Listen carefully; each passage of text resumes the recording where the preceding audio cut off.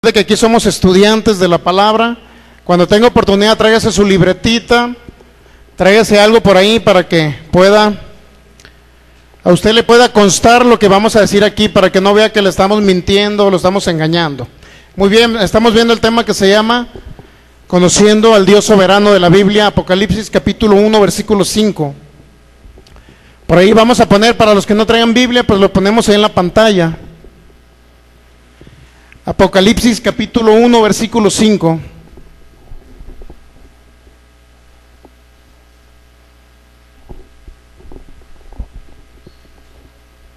Ok. Muy bien, Apocalipsis capítulo 1, versículo 5. Dice así la palabra en el nombre del Señor y de Jesucristo, el testigo fiel, el primogénito de los muertos y el soberano de los reyes de la tierra, al que nos amó y nos lavó de nuestros pecados con su sangre. Vamos a orar. Te damos gracias, Señor, porque eres fiel. Gracias por tu amor. Gracias porque eres un Dios de pactos que siempre cumple sus promesas. Un Dios que nunca falla, un Dios que nos ha amado con amor eterno. Un Dios que ha decidido enviar a nuestro Señor Jesús para que nos sanara, nos prosperara, nos liberara.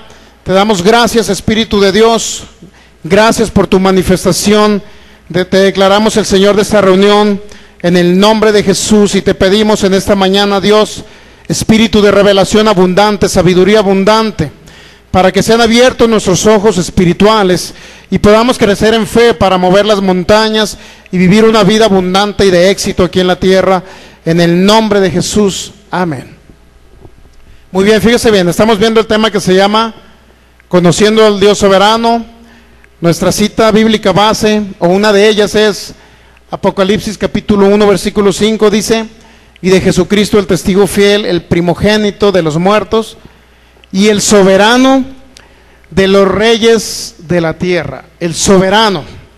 Fíjese bien, esta serie es muy importante. ¿Por qué es importante esta serie para todo el creyente? Bueno, porque en primer lugar usted está conociendo que Dios es bueno.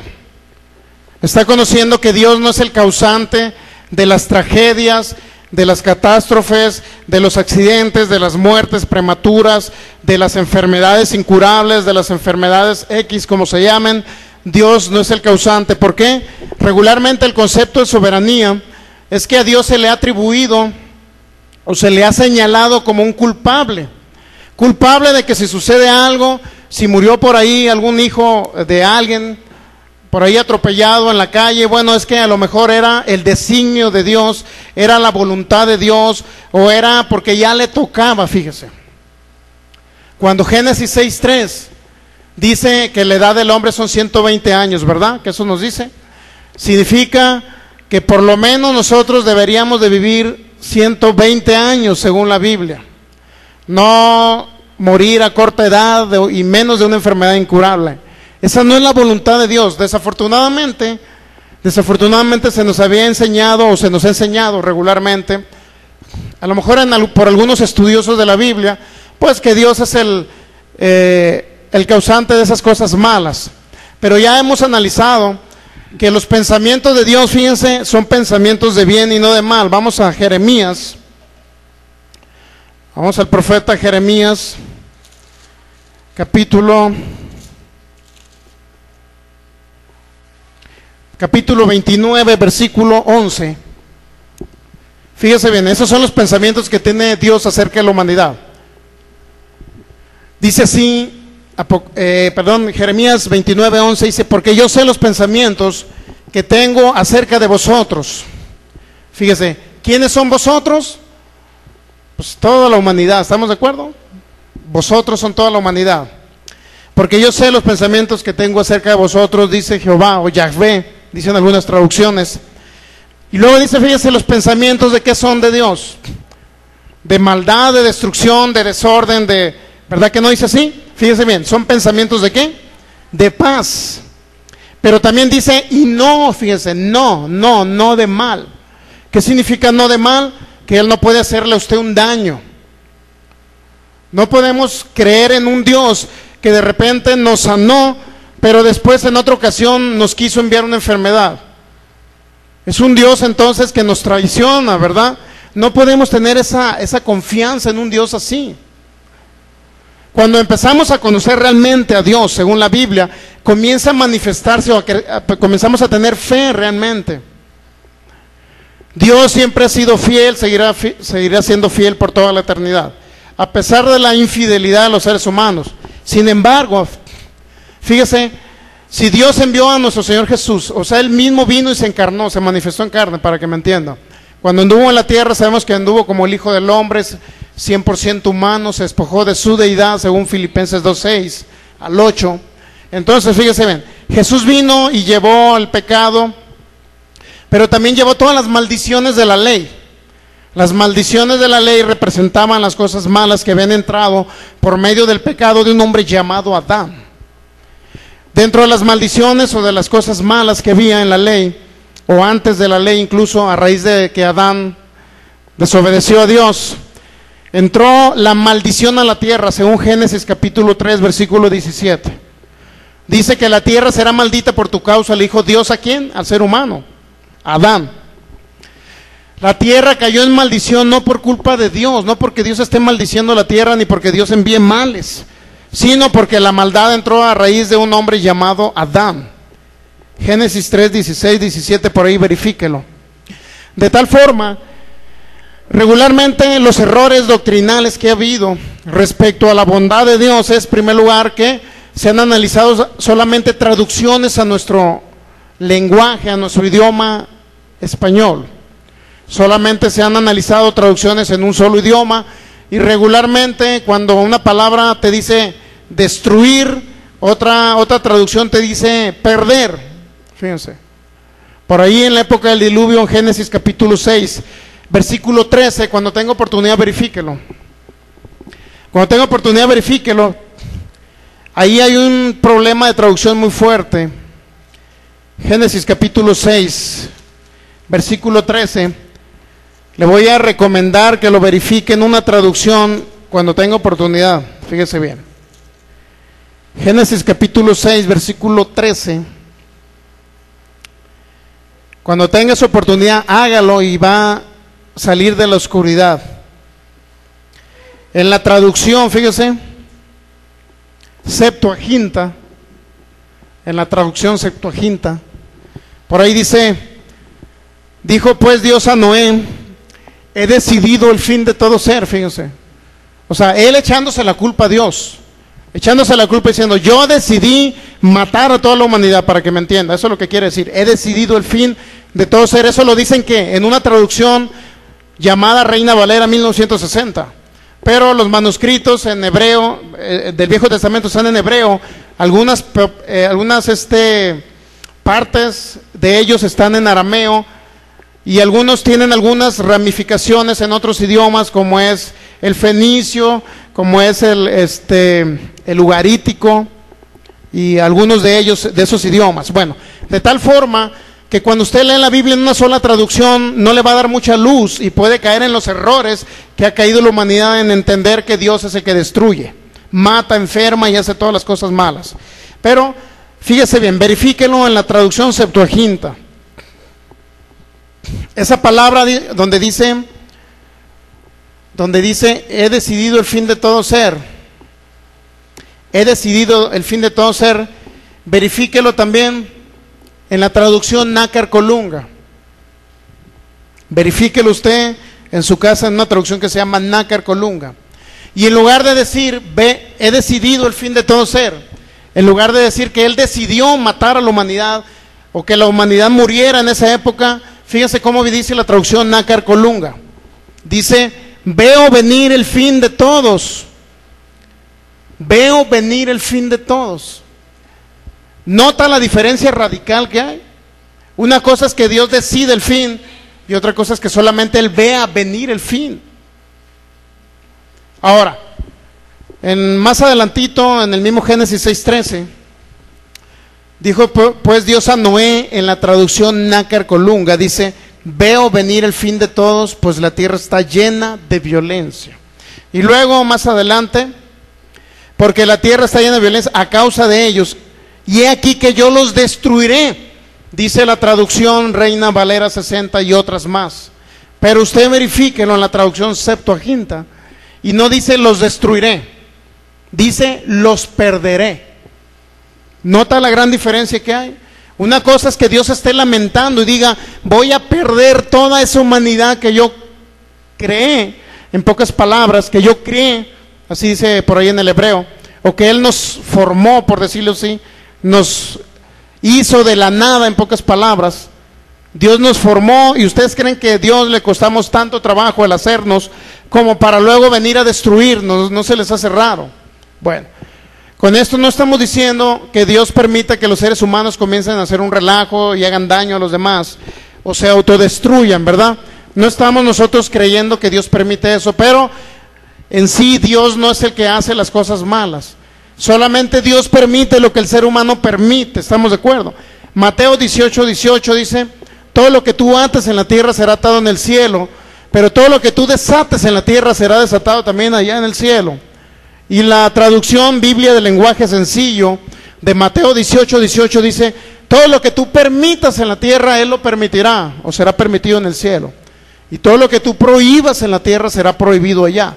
De tal forma que si nosotros como seres humanos, regularmente dice que nos estamos destruyendo, o estamos destruyendo el planeta, ¿por qué? Porque nosotros lo dañamos con la misma contaminación, etcétera, ¿no?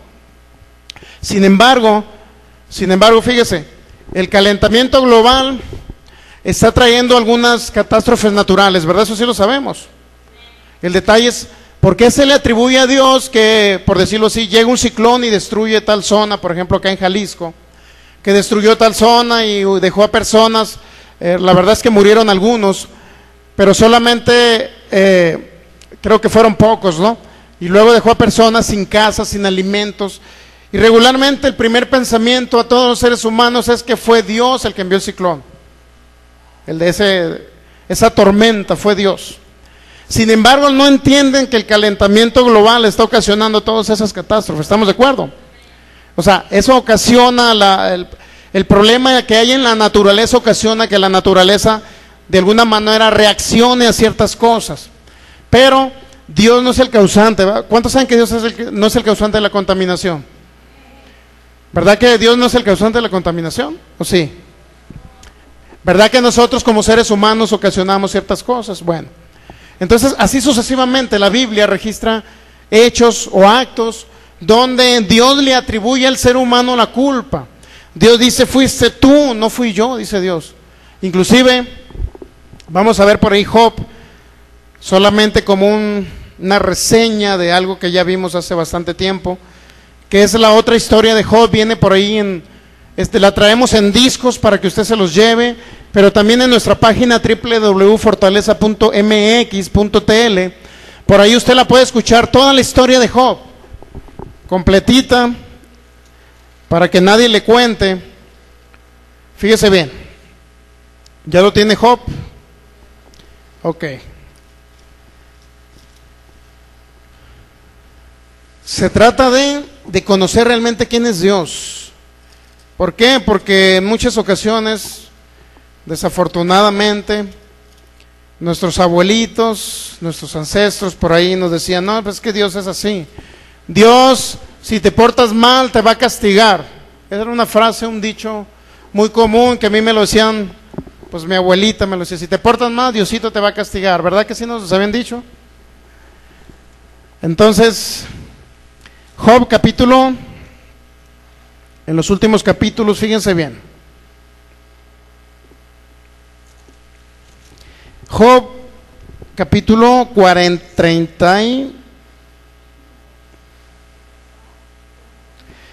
capítulo 40, fíjese bien.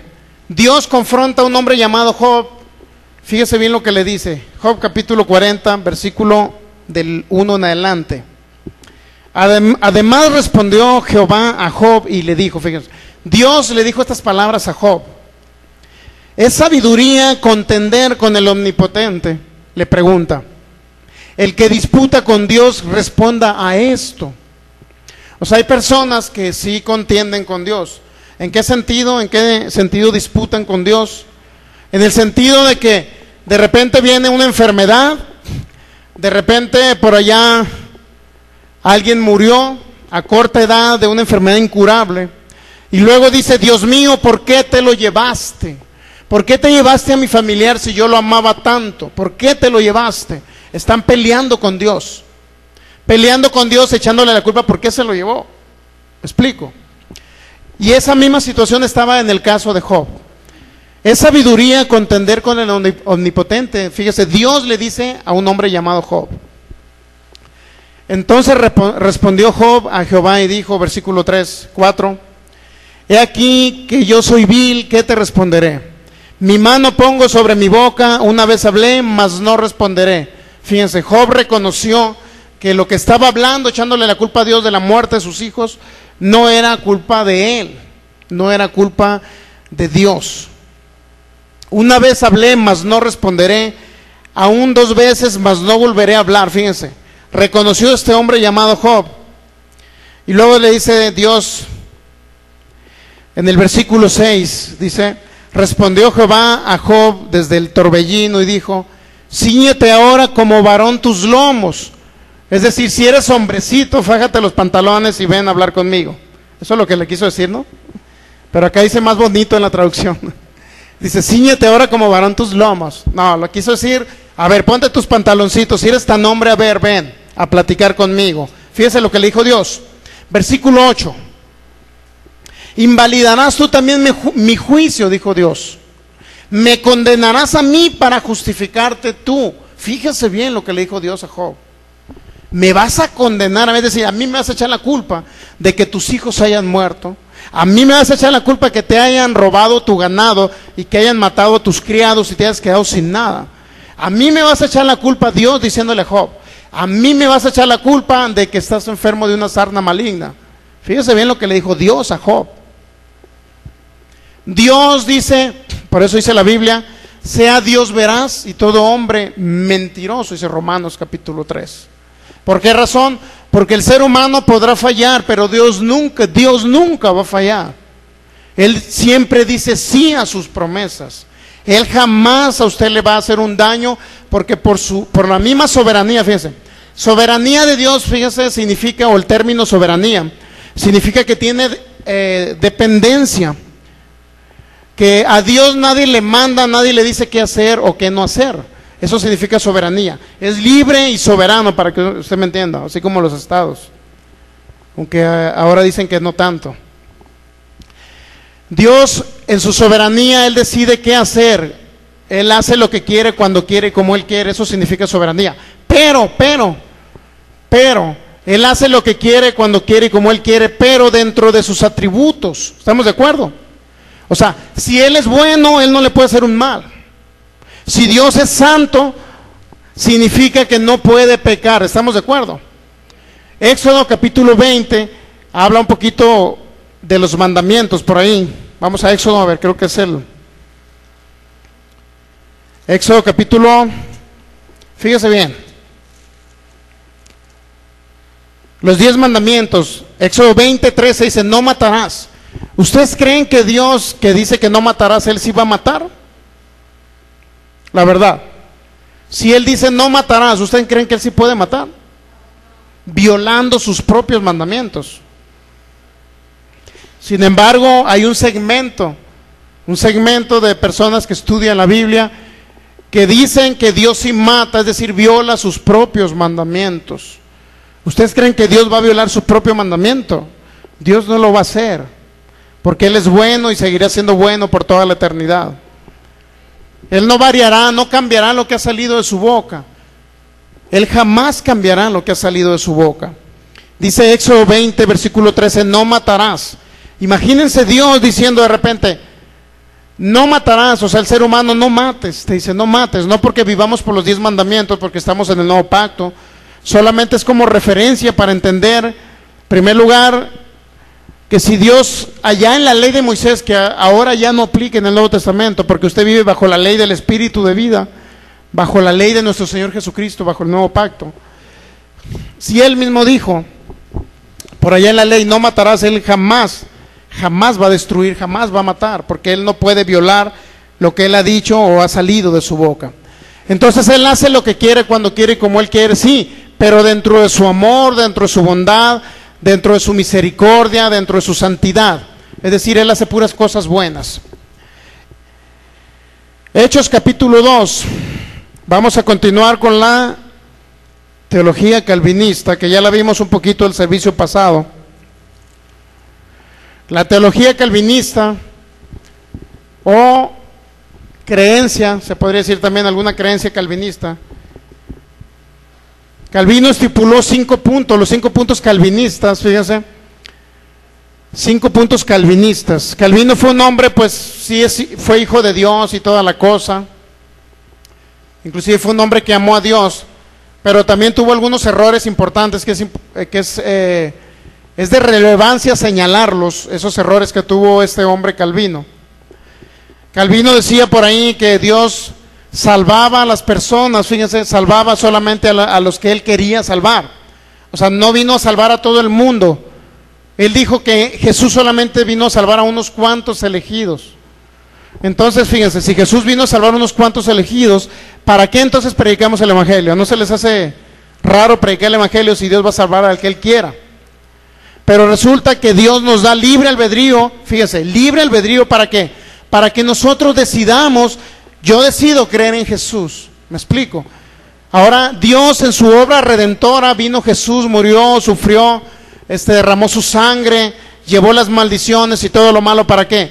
Para que todo aquel que en Él cree, fíjense, no se pierda. La decisión de creer está en el libre albedrío que le da al ser humano. Esto es, que no depende ya de Dios de que las personas se salven, sino depende de que nosotros prediquemos el Evangelio. Y segundo, depende de que la persona crea en el Señor. Entonces sí, pasa al reino celestial, al reino espiritual, nace de nuevo en su espíritu, y hasta entonces dice la Biblia que es salvo. Entonces vamos a ver un poquito más de esta teología o forma de pensamiento.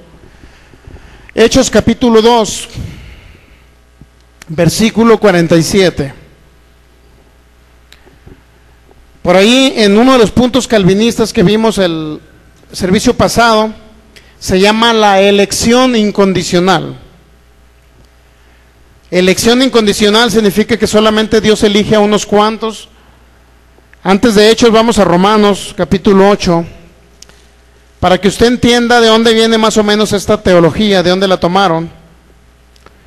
Entonces aquí vamos a comparar teología o forma de pensamiento con lo que dice la Biblia, ¿estamos de acuerdo? Vamos a ver qué es lo que realmente dice la Biblia. Romanos 8:29 dice así: porque a los que antes conoció, también los predestinó para que fuesen hechos conforme a la imagen de su Hijo, para que Él sea el primogénito entre muchos hermanos.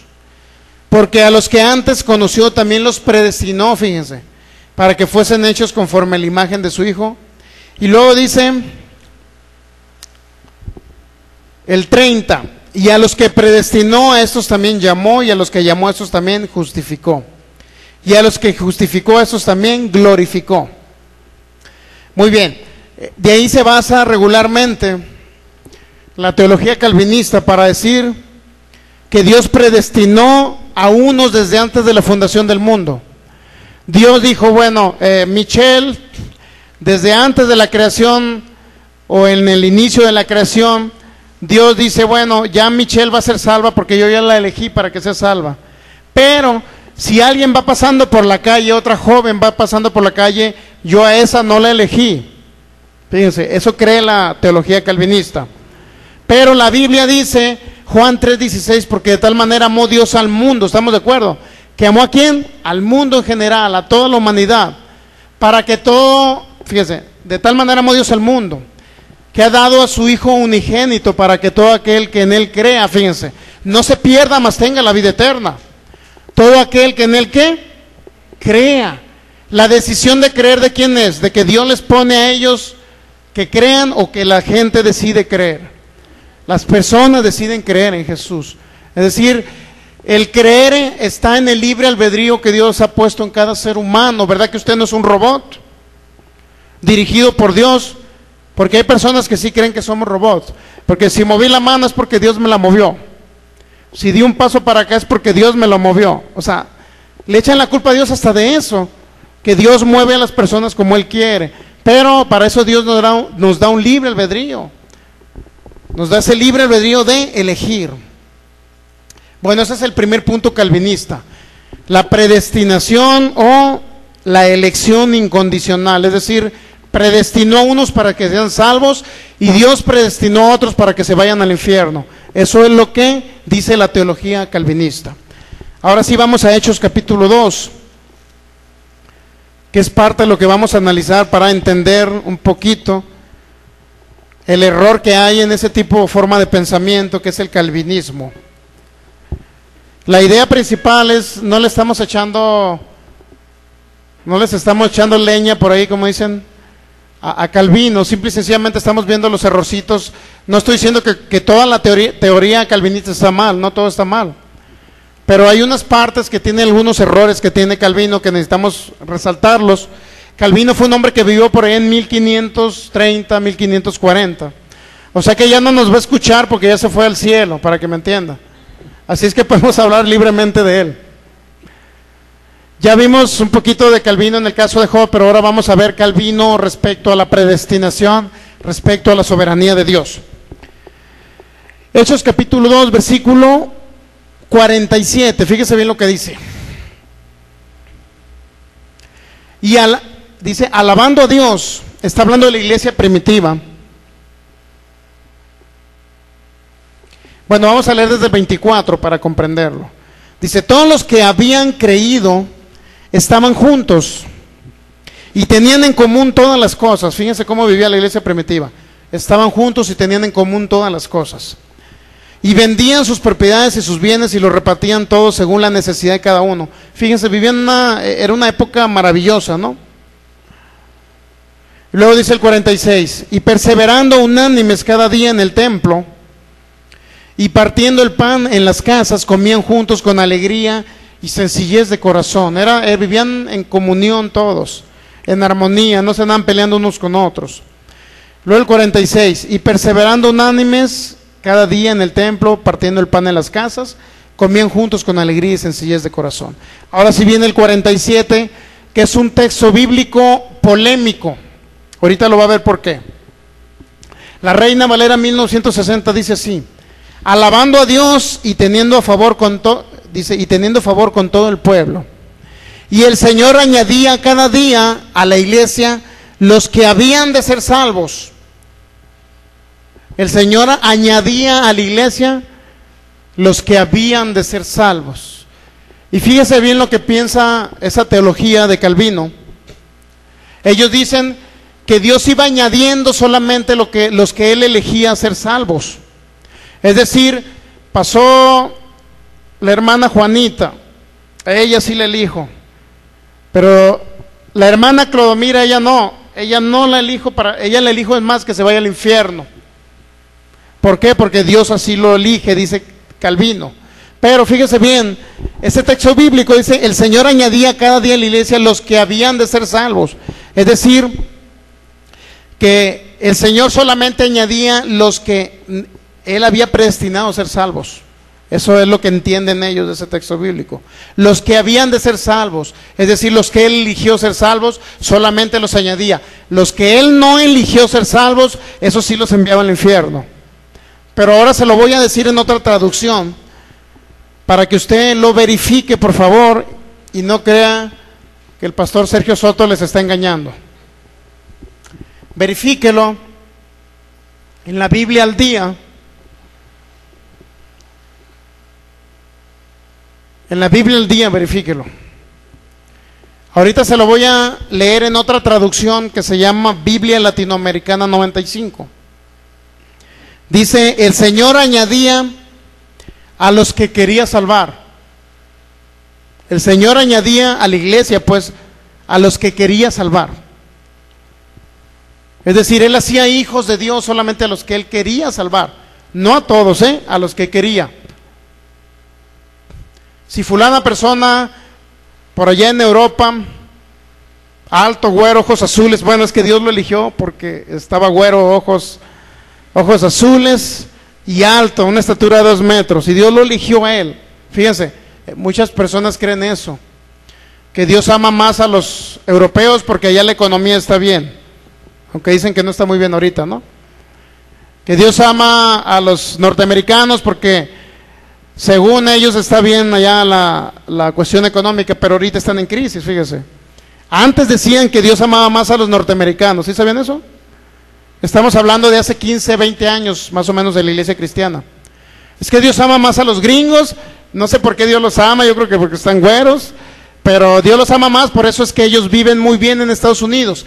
¿Y qué hacen los mexicanos? En lugar de creerle a Dios, dicen, mejor me voy a Estados Unidos. Y empieza la migración, pues. Migran a aquellos lugares. ¿Por qué? Porque ellos creen que depende de un lugar el que les vaya bien y no depende de Dios. Ellos dicen, Dios ama más a ellos, por eso vámonos para allá. Pero sin embargo, sí, fíjense, si dependiera realmente de que Dios los ama más a ellos, entonces ¿por qué están quebrados ahorita Estados Unidos? Económicamente hablando, ¿por qué está cayendo la economía de Estados Unidos? Ahí se va a dar cuenta que no depende de Dios, depende de ellos, ¿verdad? ¿Sabe por qué? Porque antes en las escuelas se leía la Biblia ahí, en las universidades, en las escuelas, en Estados Unidos. Ahora quitaron la Biblia de las escuelas, ¿sí sabía eso? Allá en Estados Unidos. Aquí nunca se han metido. Imagínense, quitaron la Biblia de las escuelas y han venido en detrimento, esa nación ha venido en detrimento. Bueno, entonces la Biblia latinoamericana dice, Dios añadía a los que quería salvar. Y esa frase está dentro de lo que piensa o la teología calvinista o lo que pensó Calvino. A los que él quiere salva y a los que no quiere los envía al infierno. Pero no es así. La Biblia dice que Dios es justo, ¿verdad? Dios dice que envió a Jesús para que todo aquel que cree en Jesús no se pierda, mas tenga la vida eterna. Es decir, Dios amó a toda la humanidad. A toda la humanidad amó Dios. Ahora se lo voy a leer en la Biblia al día que le comenté. Fíjense bien lo que dice la Biblia al día. Esta traducción, tómela en consideración, es muy buena. Fíjense bien lo que dice. Sobre ese texto bíblico, Hechos 2:47, dice, Dios añadía los que iban siendo salvos. Dios añadía a la iglesia a los que iban siendo salvos, no los que habían de ser salvos. ¿Nota la diferencia? Dios añadía a la iglesia a todo aquel que venía y recibía a Jesús. Nacía de nuevo y Dios los añadía a la iglesia. Eso quiere decir ese texto bíblico. No que Dios quería salvar a los que Él quería, a los que Él solamente le caían bien. No, fíjese bien, nuevamente, Dios añadía a su iglesia o al cuerpo de Cristo, Dios los añadía los que iban siendo salvos, es decir, venían 10 y decían los 10, yo creo en Jesucristo. Ellos creían en Jesucristo y en ese momento que recibían a Jesús, formaban parte del reino de Dios o entraban al reino espiritual de nuestro Señor Jesucristo, y en ese momento ellos decían, ahora sí, dice, Dios los añadía a su iglesia, al cuerpo de Cristo. ¿Estamos de acuerdo? Al cuerpo de Dios añadía los que iban siendo salvos. Dios añadía a los que recibían a Jesús como su Señor y Salvador. Dios añadía a todo aquel que creía, fíjense. Pero al que no creía, pues no lo añadía, porque no decidía la persona no creer. ¿Estamos de acuerdo? La persona decía, mira, Jesucristo te ama, mira, murió por ti en una cruz, derramó su sangre, mira, Jesús pagó el precio para que tú pues vivas una vida abundante, Él te quiere llevar al cielo, Él quiere que tú le conozcas, etcétera, etcétera. Se les predicaba y la persona decía, no, yo decido seguir con los fariseos de aquella época, ¿no? Yo decido seguir en mi religión con los fariseos y los saduceos. Y la persona negaba al Señor Jesucristo. Y al negarlo, pues obviamente no se añadían a la iglesia.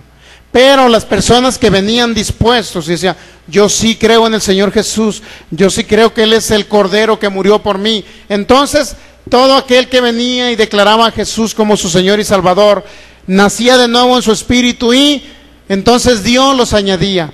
Pero la decisión original para que fueran añadidos era creer en Jesús.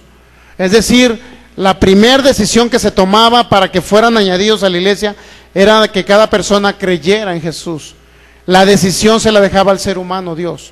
Así es que en la Biblia el día dice que Dios añadía los que iban siendo salvos, los que iban siendo salvos, los que iban recibiendo a Jesús, Dios los añadía. No los que habían de ser salvos, fíjense bien, note la diferencia. ¿Ya captaron la diferencia? Los que